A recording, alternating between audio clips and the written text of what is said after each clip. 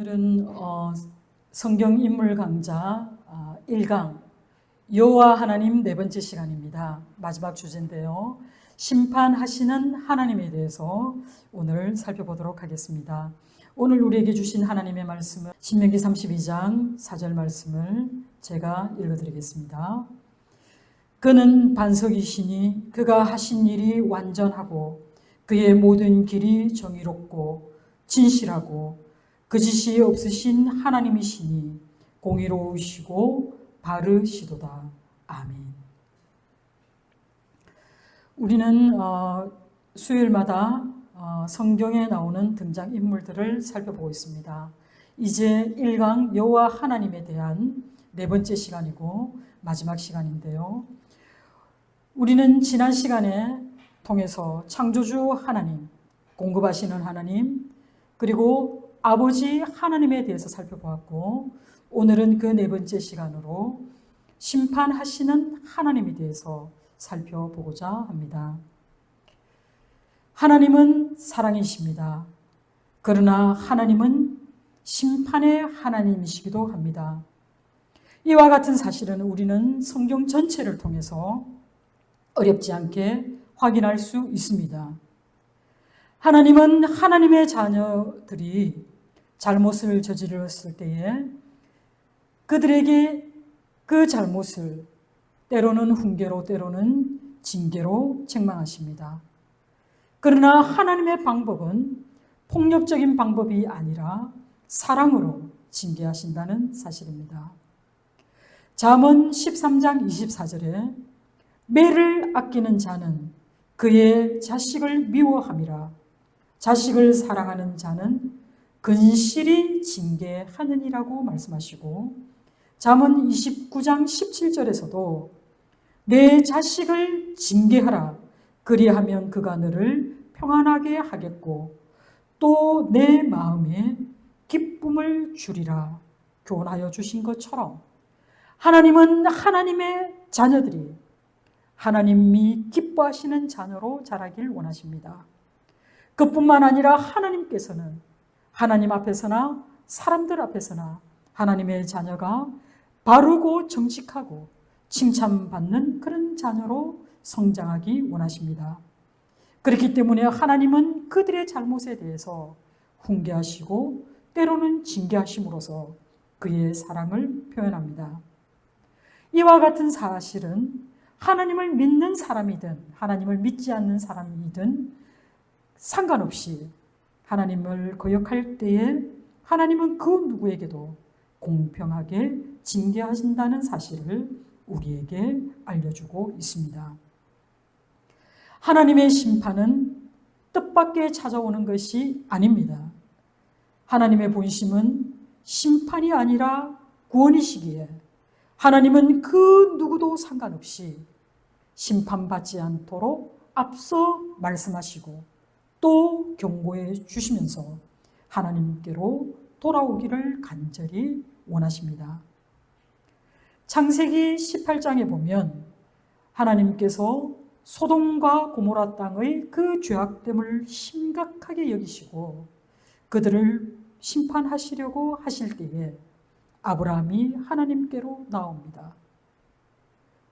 창세기 18장 25절에 주께서 이같이 하사 의인을 악인과 함께 죽이심은 부당하오며 의인과 악인을 같이 하심도 부당하니이다. 세상을 심판하시는 이가 정의를 행하실 것이 아니니까 라며 아브라함이 하나님께 따지듯이 묻습니다. 이때 하나님은 아브라함의 말을 들으시고 그 성읍의 의인이 50명이 있으면 그들을 위해서라도 온 지역에 그 죄악됨을 내가 용서하리라고 말씀합니다.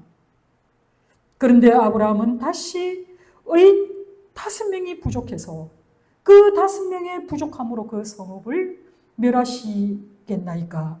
라고 되묻습니다. 그리고 재차 질문하고 또 질문하면서 이와 같은 패턴으로 의인의 수가 다시 45명에서 40명, 30명, 20명, 신명으로 수정되기에 이릅니다. 하나님은 아브라함의 모든 청혼을 받아들이시고 그렇다면 의인 10명으로 말미암아 내가 이 성읍을 멸하지 않겠다라고 약속하셨습니다. 어떻게 되었을까요? 과연 그 성읍에 의인 10명이 있었을까요? 없었습니다. 한 사람도 없었습니다. 아브라함이 호기롭게 세상을 심판하시는 이가 정의를 행하실 것이 아니니까 라고 질문한 것에 대해서 먼 훗날 모세가 그는 반석이시니 그가 하신 일이 완전하고 그의 모든 길이 정의롭고 진실하고 거짓이 없으신 하나님이시니 공의로우시고 바르시도다 라고 대답합니다. 하나님은 이스라엘 백성을 400년 동안 그 애굽 종살이 하던 곳으로부터 건져내시고 하나님은 또 그들과 언약을 맺기 전에 모세에게 말씀하셨습니다. 출애굽기 19장 5절에서 6절에 세계가 다 내게 속하였나니 너희가 내 말을 잘 듣고 내 언약을 지키면 너희는 모든 민족 중에서 내 소유가 되겠고 너희가 내게 대하여 제사장 나라가 되며 거룩한 백성이 되리라.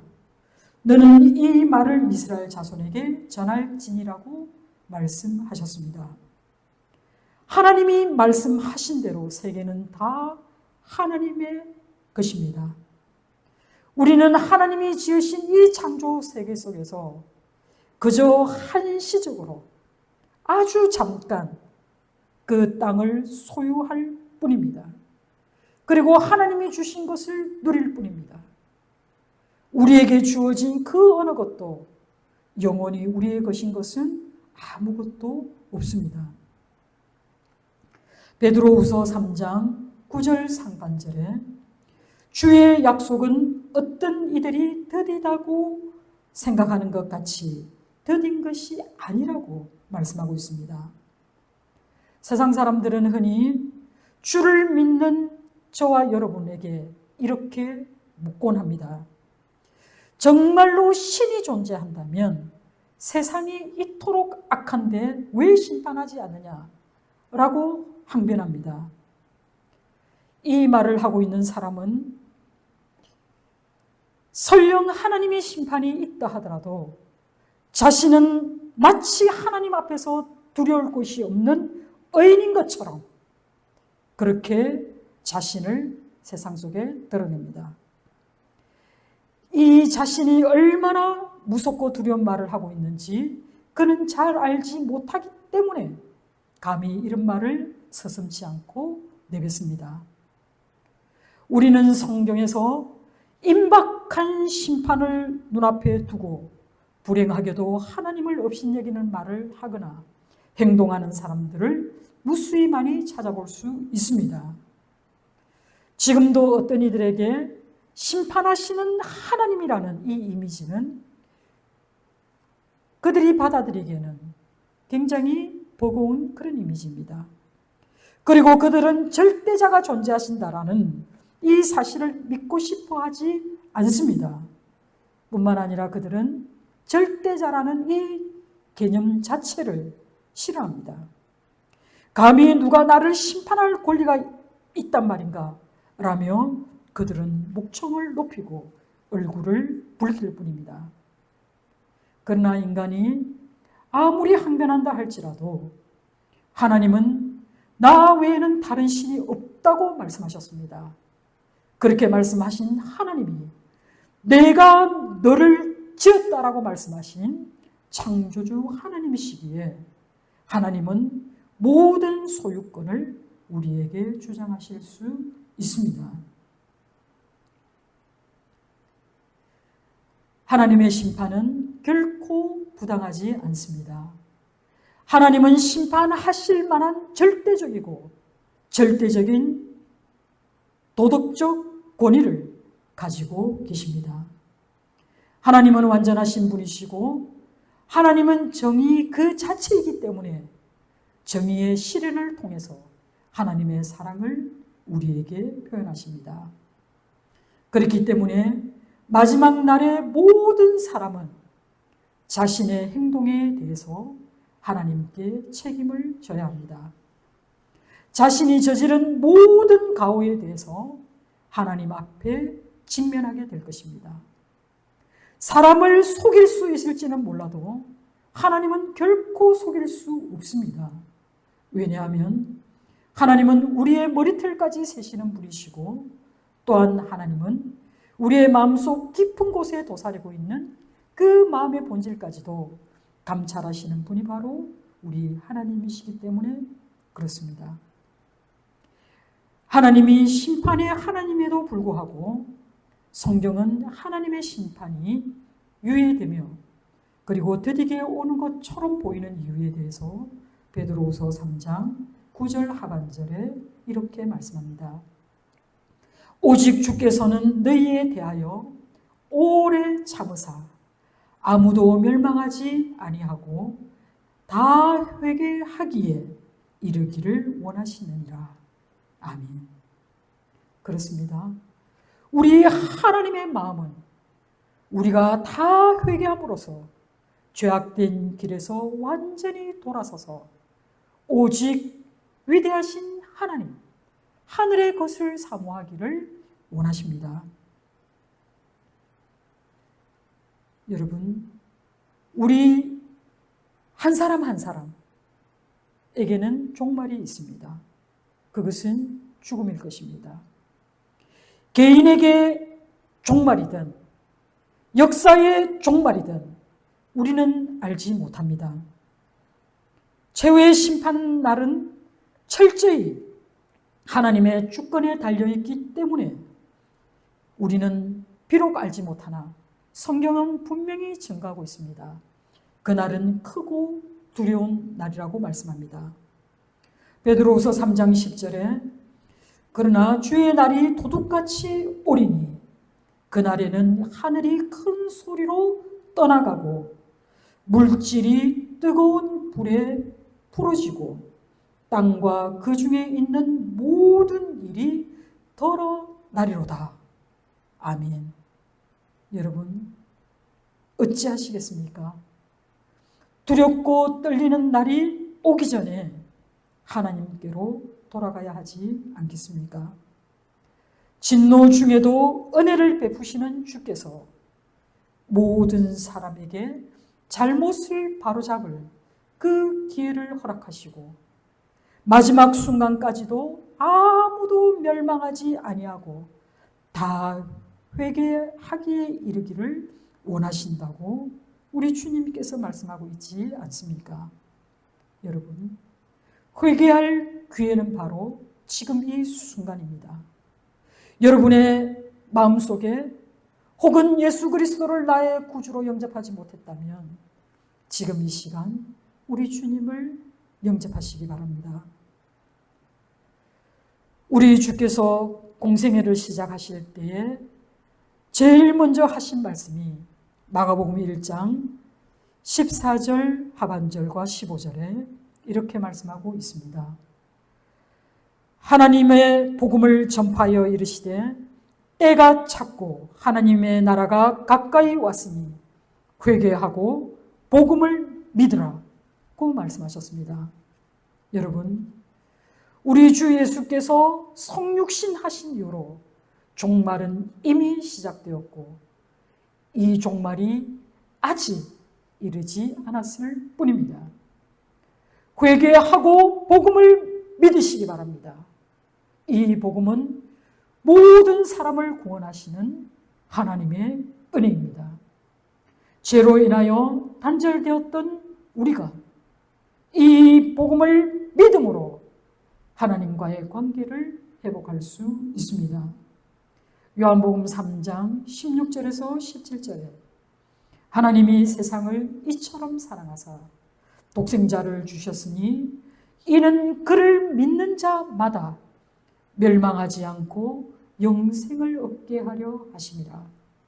하나님이 그 아들을 세상에 보내신 것은 세상을 심판하려 하심이 아니요 그로 말미암아 세상이 구원을 받게 하려 하심이라는 것이 우리 하나님의 본심입니다. 이렇게 죄악된 세상을 구원하시고자 자신의 하나뿐인 독생자를 주기까지 우리를 사랑하신 그분은 바로 사랑의 하나님, 그분 자체가 사랑이십니다. 은혜롭고 자비로우신 하나님은 우리의 죄를 용서하시기로 하셨습니다. 찰스 스펄전 목사님께서 이렇게 말씀하셨는데요. 하나님은 당신의 자녀들이 성공적으로 죄를 범하는 것을 허락하지 않는다 라고 말씀하신 것처럼 공의로우신 하나님은 그 죄에 대한 결과를 무효화시키시지 않으십니다. 하나님이 공의로우신 분이시기 때문에 하나님은 결코 그분의 성품을 거스르지 않습니다. 그리고 자신의 율법을 어기는 법이 결코 없습니다. 하나님은 우리의 첫 조상인 아담에게 선악을 알게 하는 나무의 열매를 먹지 말라고 말씀하셨습니다. 왜냐하면 그 나무의 열매를 먹는 날에는 너희가 죽을 것이기 때문입니다. 그러나 아담과 하와는 하나님의 말씀에 이 경고를 가볍게 여겼습니다. 하나님의 명령을 거역한 그들은 하나님의 금하신 그 나무의 열매를 따 먹었습니다. 이 사실을 통해서 하나님은 죄를 선포하셨습니다. 그렇습니다. 바로 불순종이 죄입니다. 범죄한 인간에게 하나님께서 내린 판결은 인간 존재의 고는 곧 흙으로 너희는 돌아가리라는 판결입니다. 이 말은 곧 죄로 인하여 너희는 모두 죽으리라는 말씀입니다. 그럼에도 불구하고 하나님은 우리를 로마서 5장 21절에서 바울이 증거한 것처럼 이는 죄가 사망 안에서 왕노릇한 것 같이 은혜도 또한 의로 말미암아 왕노릇하여 우리 주 예수 그리스도로 말미암아 영생에 이르게 하려 함이라 말씀합니다. 여러분, 하나님의 은혜는 바로 하나님의 공의를 통해서 이루어져 갑니다. 하나님의 은혜와 하나님의 공의와 정의는 서로 상반된 것처럼 보이지만 이것은 동전의 양면처럼 밀접하고 또한 친밀하기 때문에 우리는 살아계신 하나님의 손에 빠져 들어가는 것이 두려울진저 라고 하나님의 백성들이 고백하였던 것처럼 늘 하나님을 경외하는 마음으로 하나님 앞에 서야 할 줄 믿습니다. 하나님은 당신의 백성들에게 선물도 주시고 특권도 주셨습니다.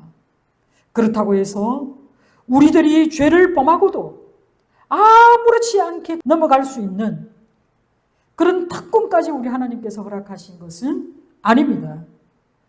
하나님은 하나님의 자녀들에게 늘 진실하게 말씀하십니다. 우리가 죄를 범하지 않도록 하나님은 늘 말씀으로 경고하여 주십니다.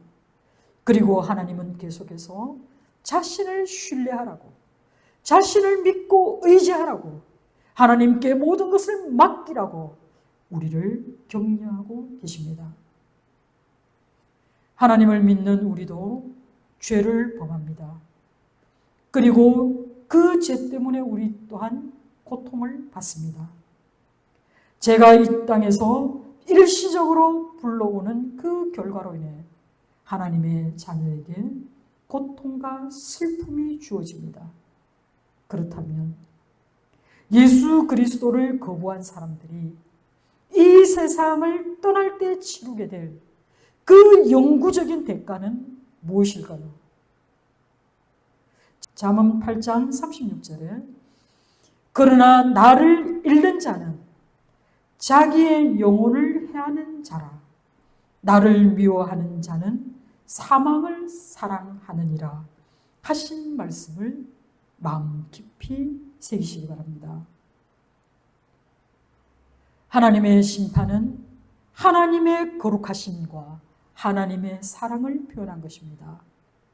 이 같은 사실을 깨달은 시편 기자는 시편 33편 5절에 그는 공의와 정의를 사랑하시며 세상에는 여호와의 인자하심이 충만하도다라고 고백합니다. 하나님의 정의와 공의는 이 땅에서 억울한 사람들의 눈물을 거두어 주십니다. 하나님의 징계는 비록 지금은 아프지만 우리의 마음에 위로와 평안을 가져다 줍니다. 하나님의 정의와 공의가 이 땅에 충만할 때 이 세상은 서로 사랑하고 서로 화목하며 그 넘치는 하나님의 충만한 인자하심을 경험하게 될 줄 믿습니다. 여러분, 하나님은 거룩하시고 선하신 분이시기 때문에 하나님은 어떤 악도 용납하지 않고 어떤 악한 계획도 우리에게 가지고 있지 않습니다. 하나님이 어떤 악도 용납하지 않기 때문에 그분은 공의로우신 하나님이십니다. 그러나 하나님은 사랑 그 자체이시기 때문에 이렇게 제약된 우리를 하나님이 먼저 사랑하셨습니다. 먼저 우리가 우리의 죄를 자복하고 하나님의 징계를 달게 받고 하나님 앞에서 정결한 모습으로 서게 될 때 하나님은 마치 돌아온 탕자를 덥석 안아주신 아버지처럼 그 아들에게 묻지도 따지지도 않고 모든 지위를 회복시켜 주셨던 것처럼 우리를 모든 불의에서 구원하여 주실 것입니다. 여러분, 하나님의 마음은 결코 심판이 아니라 구원이라는 것을 기억하시기 바랍니다. 그리고 구원받은 우리는 무엇으로도 다 갚을 수 없는 그 큰 은혜를 입은 사람답게 우리 주님께서 우리에게 당부하신 그 일, 이 세상에 빛과 소금으로 살라 하신 그 성도의 삶을 묵묵히 살아내야 할 줄 믿습니다. 우리의 행실을 통해서 우리의 착한 행실을 보고 사람들이 하나님의 얼굴을 보기 원합니다. 그리고 우리가 낮은 곳에서 은밀한 중에 섬기고 나누고 베풀 때에 이 모든 것을 기억하시는 하나님께서 우리에게 더 충만한 것으로 복을 내려주실 줄 믿습니다. 여러분, 오늘 말씀의 주제는 하나님의 본심은 심판이 아니라 구원입니다.